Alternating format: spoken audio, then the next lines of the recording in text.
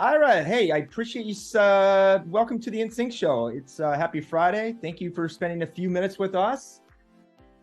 Thanks for having me. Really happy to be here. Very excited about this conversation. Looking forward.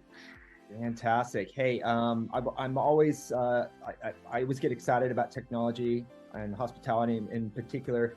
You and I have had some great combos in the past. When I wanted to find out, we've had, obviously the buzz of some of the things that Web 3.0 and some of the metaverse, that stuff that you've been talking about. I've been thinking about that. Naturally, wanted to reach out to you to get some of your insights and some of your knowledge on some of the subjects. So many things happening. So I appreciate you spending a few minutes with us to talk tech, status report, and everything else that comes up in between. Great. My favorite topic, tech. Nice. And hospitality. Hey, could you introduce yourself? Tell us a little about yourself and where you're from. Sure. I'm originally from Belarus, which is a small country next to Ukraine. Everybody knows where Ukraine is, right? Unfortunately. But I've been in the States for about 20 years. I've been in the industry about 20 years. Started in housekeeping, actually. Oh, wow. Yeah, it's a good nice dream come true success story. From a room attendant, from cleaning toilets to being a best-selling author. I can see awesome. That. So I have been pretty active in the industry. I'm a software founder. I'm a consultant. Currently, I've done a lot of work on kind of property level and corporate level operations as an end user of software.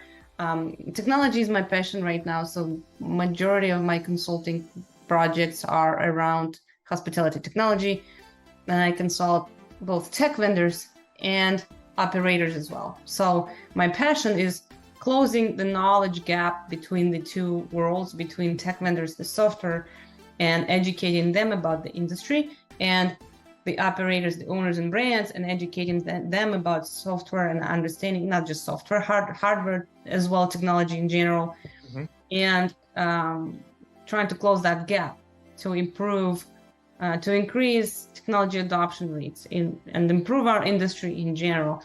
I've published books. The last book, Hospitality 2.0, just recently published a few months ago, became a bestseller in the category in our industry.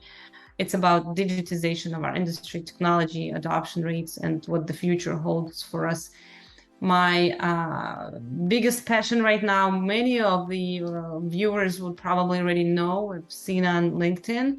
I'm launching an online learning course that is dedicated to technology vendors, and that is going to be the first and only in the industry that actually it's a crash course on how to build, scale, sell, market, and scale products, technology products in our industry, how to understand the end user, the decision makers, the segmentation, the fragmentation, and how to understand how to deal with players in the industry. So that's my big thing right now. Very excited, and just gonna continue doing awesome things. Nice, love it. With so much going on in technology, I'm on these conversations daily with our clients that work on property. It seems like it's almost overwhelming. There's so many tools. There's so much new trends coming out. If I'm a hotelier, I don't know where to start. Could you tell somebody that is so overwhelmed with it all where they should be focusing their time on with technology right now, today? That's a great question. So I think what we need to understand is that our industry is very diverse. The composition is very complex, and there are different parts of the industry that evolve at a very different pace. There are companies that actually are very much ahead of the curve when it comes to these things, and they understand the ecosystem, technology ecosystem very well, and they succeed. I'm going to drop some names. You can cut them if you want. Yeah. Companies like Sonder or Citizen, which I actually used as case studies in my book, and I use them also as an example for my students at San Diego State, where I teach hospitality technology. So those are examples of, and mostly these companies are mid-market brands, what we call mid-market brands. There are not large franchise brands, and they're not independent companies. They're in the middle. So they have the vision, the inspiration, and resources to actually pull it off properly. So, and these are the companies that are ahead of the curve.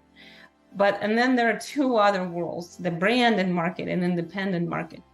Brands have their own issues in terms of legacy tech that they're holding on to and whatnot. So what you're mostly talking is the independent space, probably. These owner operators and individual owners and, you know, small business owners, operators, and there are about 1 million of them worldwide. So this is where the most fragmentation takes place in our industry. And because it's just easier for tech startups for tech vendors to penetrate that market due to just less barriers than penetrating the branded market, that's why it also causes this fragmentation on the supplier side that results in our tech ecosystem looking like a big freaking mess, right? You look at the map, the vendor map, like you don't even know where to look. You can't even see the names of those vendors. They're so small, there's so many. So this is the problem. This is the part of the problem you're describing. So for those owners, operators that don't know how to understand how to navigate in this environment, they have a few options. First of all, they can hire a consultant, a tech. There are a few wonderful, amazing consultants, advisors who can help them if they want to assemble their tech stack, if they want to understand which parts of their tech ecosystem to replace and upgrade and what to do. There are some consultants they can hire. It will cost some money, but there are people who can do hand-holding and assist them during that process. Another solution is the good news for those people is that what we're seeing in the industry, this trend towards consolidations and end-to-end solutions. And there are companies, and again, I'm going to drop some names, like Cloudbeds, for example. I'm a big fan. I used to work for them, and I'm still a big fan. They're doing all great things, but it's one of the examples of the companies who are trying to assemble an entire product offering that would allow a business owner to be successful without having to hook up anything else, essentially. And this is the trend, which is very, very promising, that we're seeing in our industry right now, where as an owner operator who probably inherited their hotel property from their father or married into owning one, right, without any experience or education of how to run a property, this owner can just buy this software, subscribe to it, and they're going to have one login and one bill. That's the North Star for these people who don't have the knowledge or experience and understanding how to assemble a complex tech stack from the pieces, like pieces of the puzzle, like a Tetris game. For these guys, these end-to-end solutions are the best choice. And again, we're seeing this happen in our industry. There are more and more of those. Hopefully not going to be too many because it's going to get too complex, but there are companies who are doing that, and it's looking very promising. And I think that's the direction our industry is going to be evolving in the future. Wonderful. That's great stuff. What would be the biggest misconception that you see right now in tech? The biggest misconception in general in the industry that is related to tech, and it has been the case for many decades, I think, already. And, if you follow me on social media and my speaking engagements, I talk about that a lot, which is kind of is known problem in our industry.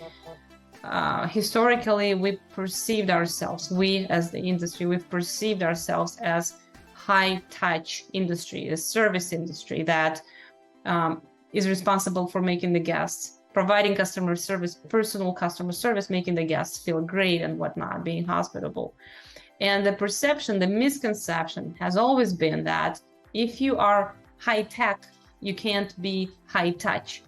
So you have to choose between the two, which is, I would say, the biggest issue that one of the biggest issues that prevents these tech companies from scaling and tech adoption rates from increasing, which they are increasing, but it could have been so much better, could be just much more successful. But this mentality that the perception of the fact that technology prevents us from providing better customer service it's just absolutely the opposite.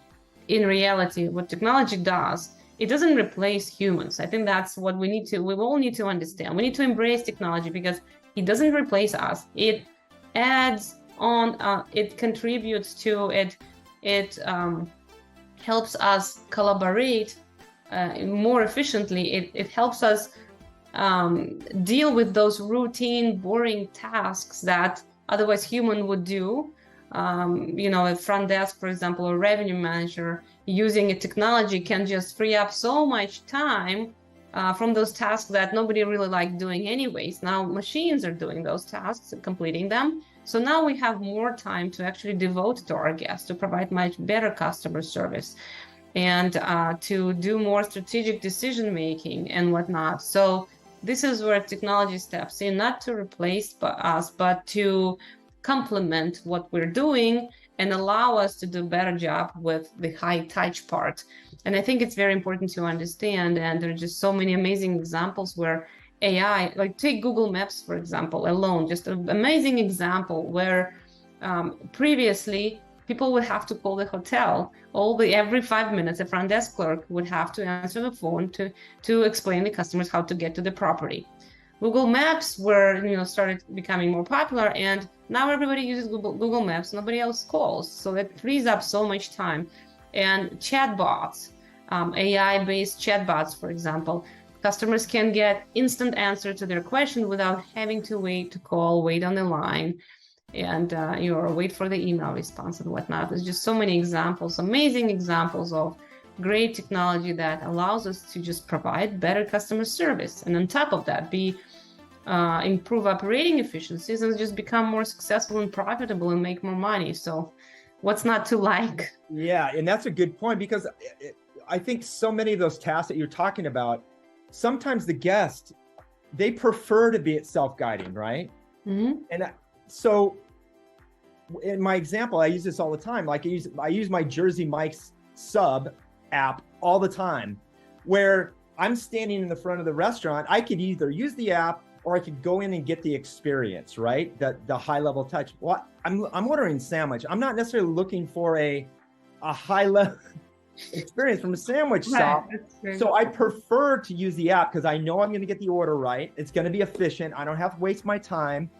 So I think a lot of hoteliers, unfortunately, haven't used the right appropriateness, where they put robots in as bartenders, where the guest is going there because, bartender, if I pull up a chair, I sit on the bar, I'm kind of looking for a witty bartender that's going to entertain me. But then when I present it with a robot, that's where I think hoteliers have missed the mark, where you hit it right on the head, where technology could do the things where we prefer it to do that way, and then save the high-touch human elements for when guests are expecting a high-level experience. Yeah, that's a great example. And they're definitely the younger generation of travelers. Many of them prefer, I don't actually like talking to people, believe it or not. I would prefer doing everything myself. Yeah, there you go. That's why I like staying at a Citizen M hotel, because I'm mostly independent. Right. I get my bar QR code on my phone that gets me a key to my room, and I have my room, and everything is online. Everything is technology, everything is self-service, which they provide great customer service, but it's just so high tech. And I love this experience. And there's more and more people in, our industry, more segments of travelers that just have been trained by other parts of their lives, technology in other parts of their lives, including vacation rental segment, alternative accommodations, that have trained this self-service model, brainwashed them into this self-service model. So now they're actually expecting that from hotels, but they're not getting the high-tech part of it. Some segments of our industry, they're doing great with this, but mostly are still behind. Yeah, really good point. Yes. With so much on the horizon coming down the pipeline, what do you see the most exciting thing in technology for 2023?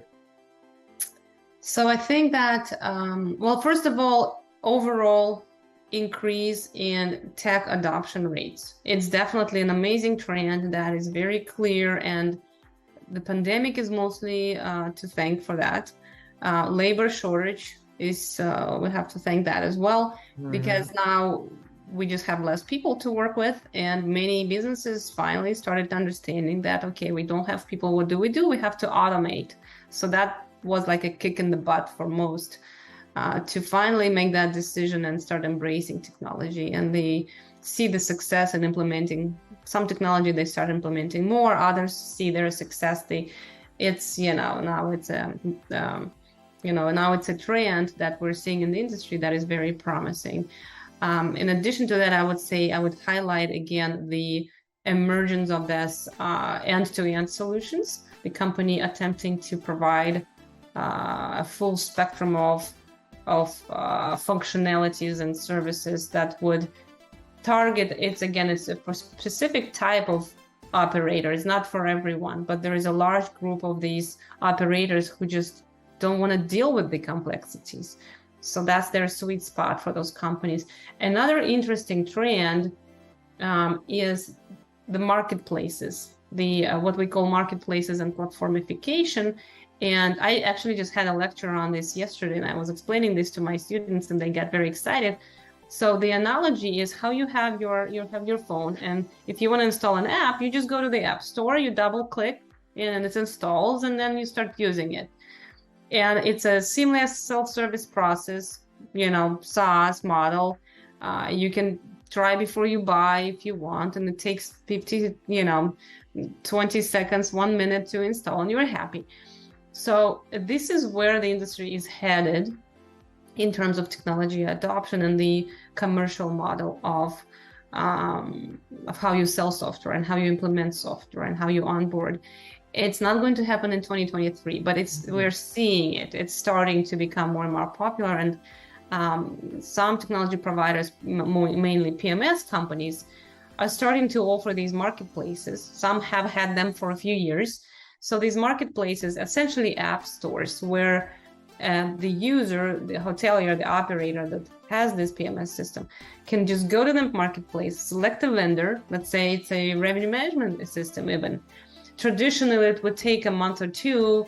You have to do your research online, you have to call the salesperson, get a demo, and then you need to do the integration, the onboarding, the making sure the data flow is right, and then nothing is glitching. So it takes months.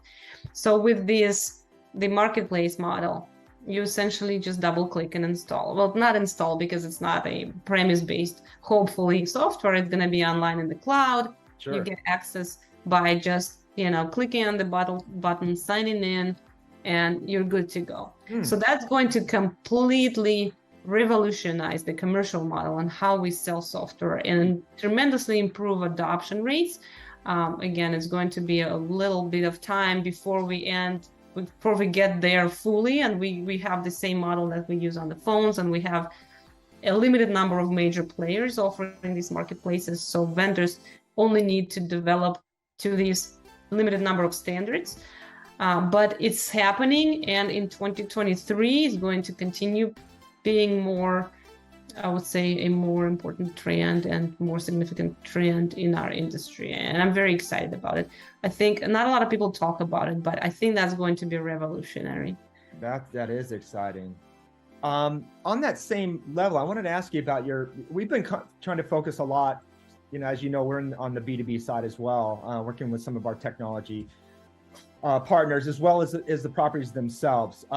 We're finding that when we can simplify the message, not make it so overwhelming and pretentious, and I kind of coined the term, making our marketing, our sales, our digital marketing less digital, right? Mm-hmm. Trying to connect, and because like we've been talking about, there's so much to be overwhelmed with. When we can begin to connect those dots on when our existing people on humans on property can equate their physical and regular tasks with the digital, they begin to have those aha moments, right? And it's like, oh, I get it. The light bulbs come on, and now I understand how to easily download some software, get up and a quick start in literally a half an hour, and we're up and running. Have you seen kind of a more of an adoption when we begin to break down some of those barriers and really simplify that new user experience, so to speak? Yeah, so I think in general, one of the problems that we've been having in our industry is that the vendors don't speak the same language as the users, the buyers, right? The suppliers and the buyers, they're from like two different planets, which is again one of the main reasons why I decided to launch these two courses, one for tech vendors to explain them how to speak the language of the operators, and then in the other one for the operators and owners and brands to explain them how to speak the language of the vendors to close the gap. And the vendors, they still need to learn how to do a better job of educating the consumer. First of all, raising awareness, educating the consumer about technology in general, that technology is a friend, not a foe, like in general, because it's that bad. We're an old industry and conservative one, but also educating them and explaining them very clearly in very simple terms that they can relate to what this specific product does for them, what problem that product solves. Is it even a problem that they need solved? Did they even do the proper research to understand that this is a problem, or did you just take the problem and the use case from real estate or banking industry or finance industry and just brought it here thinking it's gonna work? No, you need to do research to understand what the problems and what the market is dealing with, what the end user's pains are. So they need to learn how to put this message together in the right language, the message that just hits that pain point for them. So that's the key to success for these vendors, and this is where you can also help them carve this message, because you understand the industry, and this is what they're lacking for sure. And this is why they don't understand. The buyer doesn't understand the supplier, because some do a great job in it, but most don't, and they just don't understand each other. That's kind of the main one of the biggest problems that we're seeing in the industry, but hopefully that will be solving with our joint efforts. And we're definitely, I'm trying to educate as much as I can. I'm very passionate about knowledge transfer in the industry. Nice. Yeah, what you just described, in fact, I broached that subject on my last video with Alexa Scott on needs and problem-centric versus feature dumping, right? Exactly. And you hit it right on the head. Not understanding your customer, your audience enough, and being more mindful of asking questions and understanding the specific challenges. And it's like, no, just let me just dump on you on all our features and benefits, and it may or may not even resonate with the person you're talking with. So you're absolutely spot on with that. I've made that mistake. That's why. Yes. I've been a software founder and started my company 13 years ago and made all those mistakes, went through all those pains, learned a lot. And I've worked as part of other companies as well, where you see that an executive just decided that this new feature is going to be really cool and we just need to build it. And that happens a lot as well. So I just know for sure, I just firsthand know how these things normally work. So I'm, again, happy to share the things I learned from my own mistakes and from the mistakes of other people I have consulted. I've done a lot of consulting with tech companies in the past. And we don't have to make the same mistakes over and over again. We can learn from them. You hit it right on the head. It's probably as value, if not more value, on helping people avoid the problems versus coming up with a new idea, right? Mm-hmm.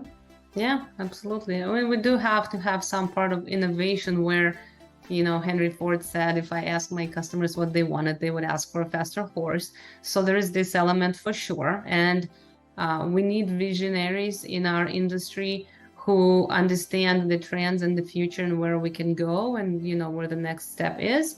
But we haven't solved the customer problems yet. We can't just all concentrate and offer new solutions or new tools and new functionalities and feature dumping just because we think it's going to work without solving the existing problems and the existing workflows and front end, front office, back office. There are just so many different use cases that we just we're not dealing with properly yet. So we just need to have a good balance between dealing with existing issues and innovating and moving it to the next level.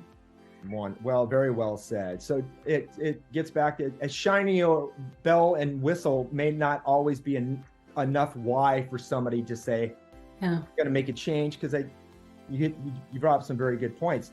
Some of these technologies require, there's a process, migration, there's a learning curve. And I think a lot of people don't take into consideration that requires a tremendous amount of thought and trust, and a big enough why. And maybe the tech vendors have not explored or made that more evident, so to speak. Yeah, and also to that point, I think what we also need to make sure that these vendors understand is that technology doesn't have to be complicated.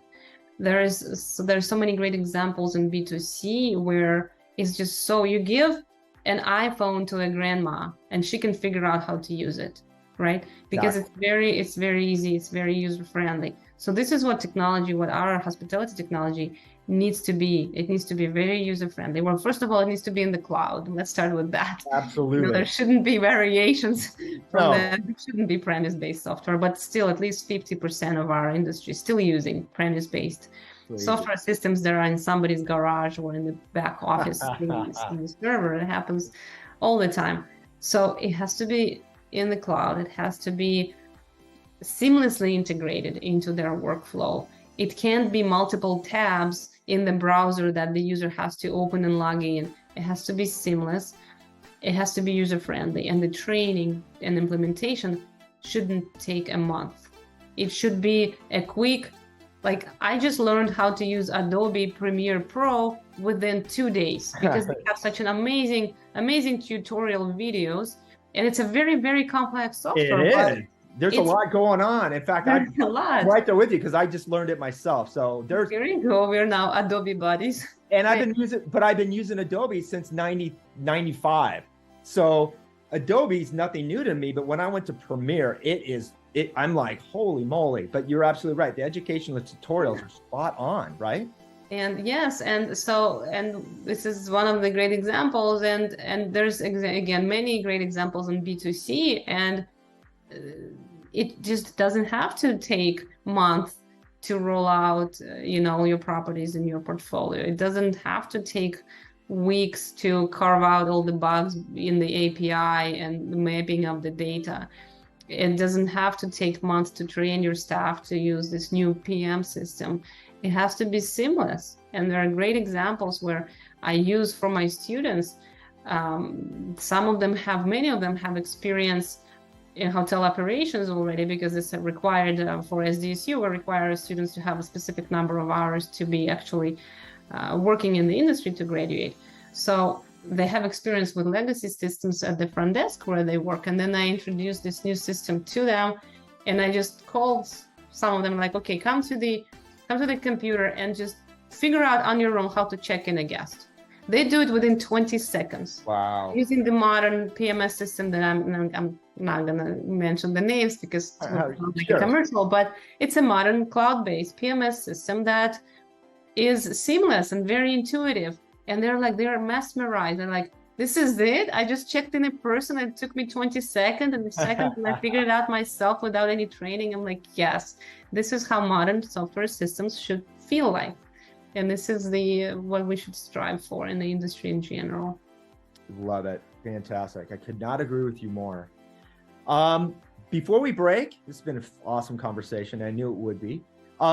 Could you share us some Irish secret sauce? Doesn't have to be related to tech. Could be some of your wise life hacks or wisdom. Great question. I think that my thing is my secret sauce, my wisdom is I never stop learning.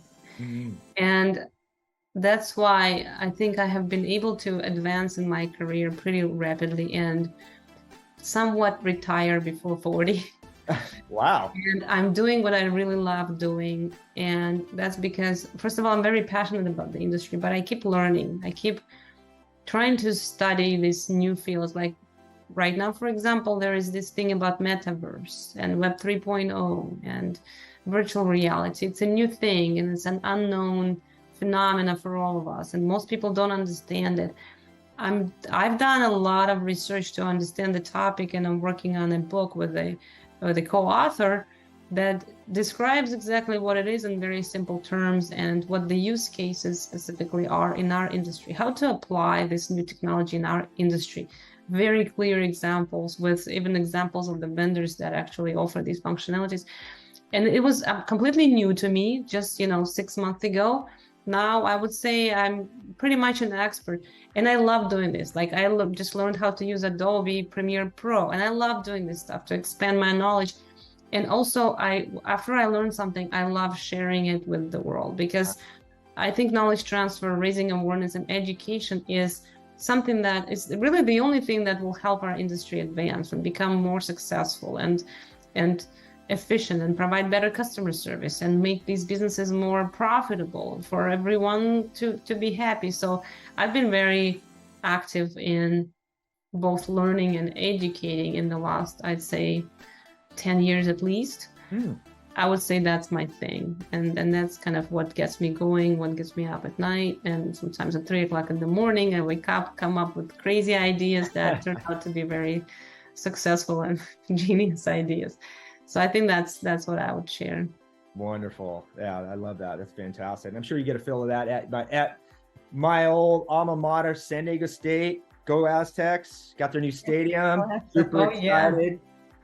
Yeah. Thank you so much. Hey, where can people find you, by the way? Vouk.com or LinkedIn. Okay. LinkedIn, definitely. Please, who is watching, connect with me on LinkedIn if you're not yet connected. I'd love to. If you have any questions or any requests, or just want to follow, I post content, educational content, interesting content pretty frequently. And I also have a website, iravouk.com, where there's everything about me, plus there's a way to subscribe to my newsletters, and there will be a button to go to the online learning course once it's published, which should be sometime by the end of September. I think it's gonna hit the world. So just a few more weeks and I'm gonna be, the baby's out. Nice. So could you spell your URL again? Because especially the last thing, would be very helpful. IRAVOUK.com. Wonderful. Fantastic. Hey, thank you so much for spending a few minutes with us on Friday. I hope you don't mind me reaching back out to you. Absolutely. Your brain for some more tech treats. I love talking tech with you. So thanks so much. That's my favorite topic. Thanks so much for having me. I really enjoyed the conversation. Thank you. You bet. Thanks.